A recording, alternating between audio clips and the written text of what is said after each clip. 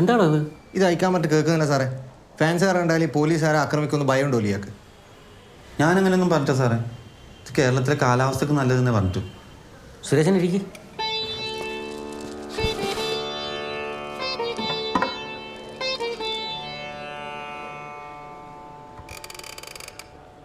ആകെ കൊയഞ്ഞു പറഞ്ഞ കേസാണല്ലോ Suresh. How can I help you sir? നിന്റെ ഒരു ഹെൽപ്പും ഇല്ലാതെ നിന്നെ പിടിക്കാൻ അറിയാമെങ്കിലേ നിന്നെ തൂക്കിക്കൊല്ലാനും എനിക്കറിയാം. കൂടുതൽ വിളച്ചിലെടുത്താൽ മെഴുതിരി കൊണ്ട് കത്തിച്ച് കൊന്നളേ നിന്നെ ഞാൻ. മനസ്സിലായടാ?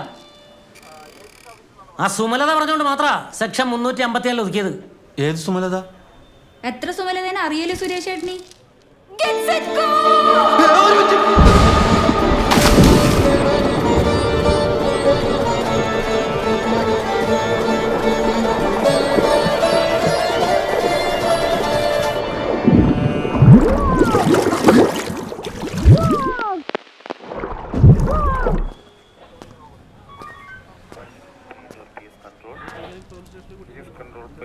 കേസ് എടുക്കലാണ് എൻ്റെ പണി, അല്ലാണ്ട് കേസ് ഒതുക്കലല്ല.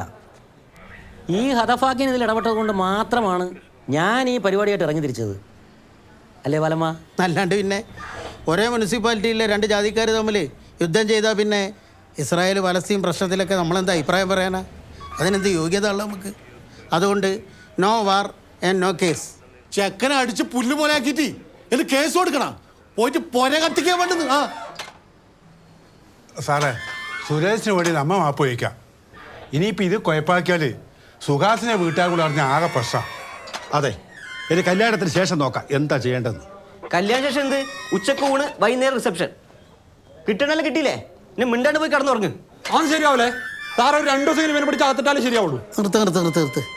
ഉത്തമ, എൻ്റെ തല കറങ്ങുന്നുണ്ടോ? ഇതെങ്ങനെ നീട്ടിക്കൊണ്ടായിട്ട് കാര്യമില്ല.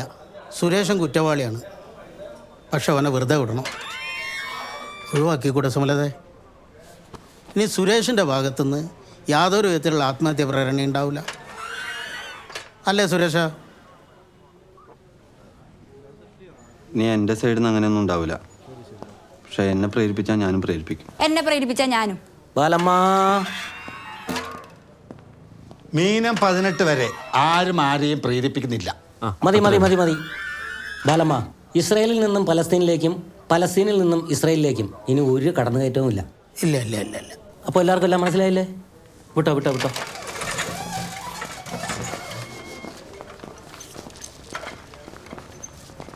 തേച്ചല്ലടാ നാടകമൊന്നും പറഞ്ഞാൽ വരട്ടെ. വെള്ളത്തെല്ലാം വീണ് ആകെ ചണ്ടിപുണ്ടിയായതല്ലേ. ഒരു ചായ കുടിച്ചാലോ? ചൂട് ചായ. സുമലത, എനിക്കൊരു കാര്യം പറയാനുണ്ടായിരുന്നു. നമുക്ക് അങ്ങോട്ട് മാറിയിക്കാം. സുമലത ചാടി ചാവാൻ പറഞ്ഞാൽ ചത്തിരിക്കണം. ചങ്ക് വരച്ച് തരണമെന്ന് പറഞ്ഞാൽ തന്നിരിക്കണം. അല്ലാതെ ഒരു പരിപാടിക്കും എന്നെ കിട്ടൂല. Promise should be promise. വാ പ്രിയേഷേട്ടാ. 60 വർഷങ്ങൾക്ക് ശേഷം ഇടയിലക്കാട് കാവിലെ കളിയാട്ട മഹോത്സവത്തിനോട് അനുബന്ധിച്ച് നടക്കുന്ന കലാ സാംസ്കാരിക പരിപാടികളുടെ ചർച്ചയ്ക്കായി കലാ ആസ്വാദകരെയും ഭക്തജനങ്ങളെയും ഹൃദയപൂർവ്വം സ്വാഗതം ചെയ്തു കൊള്ളുന്നു അമ്പല കമ്മിറ്റി.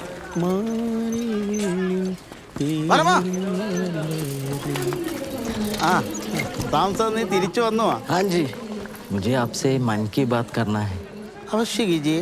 ഇടയിലക്കാട് കാവിലെ കളിയാട്ടം 60 കൊല്ലം കഴിഞ്ഞ് നടത്തുന്നതിനെ കുറിച്ച് ആലോചിക്കുമായിരുന്നു. എടോ, 60 വർഷം കഴിഞ്ഞ് നടത്തുന്ന കളിയാട്ടം ആലോചിക്കാനാണോ നീ ഇപ്പം വന്ന്? അത് 60 വർഷം കഴിഞ്ഞിട്ട് ആലോചിച്ചാൽ പോരെ? നേരെ മത്ലബ് അതല്ല.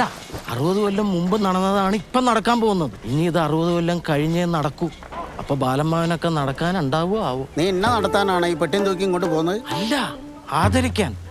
ബാലമ്മാവന്റെ നാടക തപസ്യക്കുള്ള ആദരമായി ഈ കളിയാട്ടത്തിന് സദാരാമ അരങ്ങേറുന്നു. വീട്ടിൽ പുറത്താക്കില്ലേ? ഒരു സീനിയർ നാടക പ്രവർത്തകൻ എന്ന നിലയിൽ എനിക്ക് പറയാനുള്ളത് ബാലന്മാരുടെ നാടക തപസ്യക്ക് ആദരം കൊടുത്തേ പറ്റൂ. അതെ, അത് കൊടുക്കണ്ട.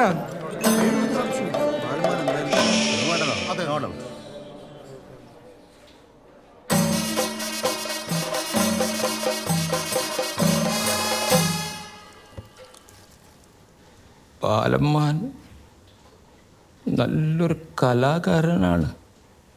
പക്ഷേ ബാലമ്മ ഭാഗമായ ഒരു പരിപാടിയും ഇതുവരെ പൂർത്തിയായിട്ടില്ല.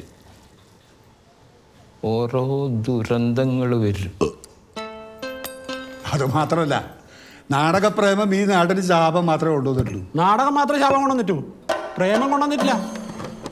പിന്നെ ചില പ്രേമമുണ്ട്. നാടകം എനിക്ക് എന്ത് ശാപാന്ന് കൊണ്ടുവന്നെ? നീയൊക്കെയല്ലേ നാടകത്തിന് ശാപം?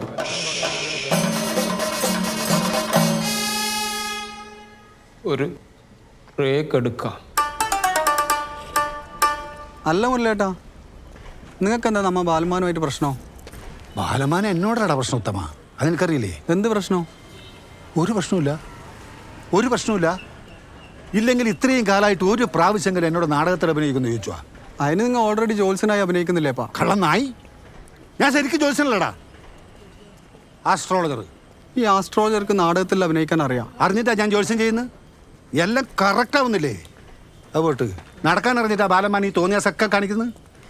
എല്ലാം നിന്റെ കഴിവല്ലടാ നടത്തുന്നത്. പത്മാവതിയുടെ അച്ഛൻ പ്രതാപവർമ്മ തമ്പുരാൻ്റെ ചെങ്കോലും കിരീടവും ഇപ്പോഴും പൊടിപിടിച്ച് കിടക്കുന്നുണ്ട്.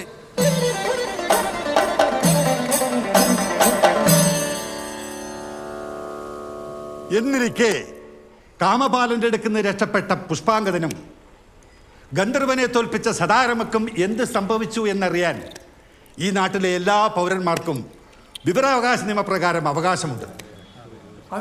അതിനെ ആരും എതിര് നിൽക്കരുത് എന്നാണ് എൻ്റെ ഭരണഘടനാപരമായ അഭിപ്രായം.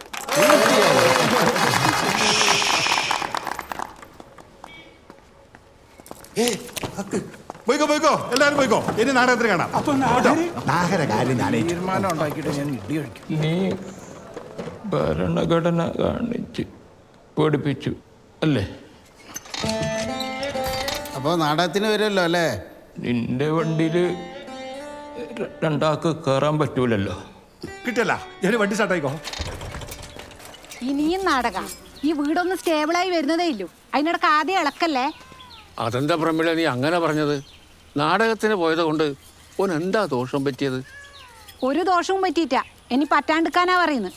ഇവിടെ ഒരു പെണ്ണില്ലേ പൊര നിറഞ്ഞു നിൽക്കുന്നു, ഓളെ കെട്ടിച്ചു വിടണ്ടേ? അതിന് പൊര വലുതാക്കിയ പോലെ മോളെ പറഞ്ഞു വിടാം. അത് ന്യായം. സാംസ, നീ ആ തെങ്ങിന്റെ കയ്യിൽ നിന്ന് മാറിക്കോ. ആ സുരേഷൻ വന്നാൽ ഓന്റെ തലയിൽ പോകാൻ വേണ്ടിയിട്ട് വെച്ച ഉണക്ക തേങ്ങയുണ്ട് മേലെ. ഈ നാടകം കൂടെ കളിച്ചിട്ട് കരിയറിൽ ഒരു ബ്രേക്ക് എടുക്കാന്ന് വിചാരിച്ചാൽ അല്ല നാഹരെ, ഇങ്ങനെ കടുംപിടുത്തം പിടിക്കണ.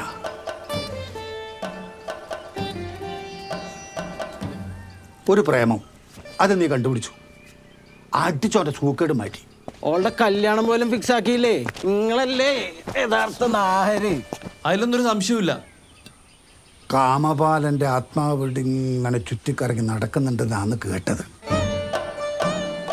ഒഴിപ്പിക്കണ്ടേ? അതിന് പറ്റിയ നാള് ഈ മീനത്തിലെ ആയില്ല.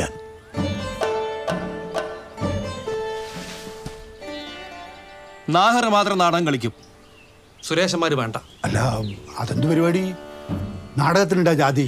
പ്രേമത്തിനുണ്ടല്ല അല്ലേ? അത് തീരുമാനമായില്ലേ? അത് നമ്മൾ തീരുമാനിച്ചില്ലു. ഈ സുരേഷന്മാരുടെ എജ്ജാതി കയറി പണിന്ന് പറയാൻ പറ്റൂലല്ല. അതുകൊണ്ട് നാഹര് മാത്രം നാടകം കളിക്കും. സുരേഷ നാടകത്തിൽ വേണ്ട.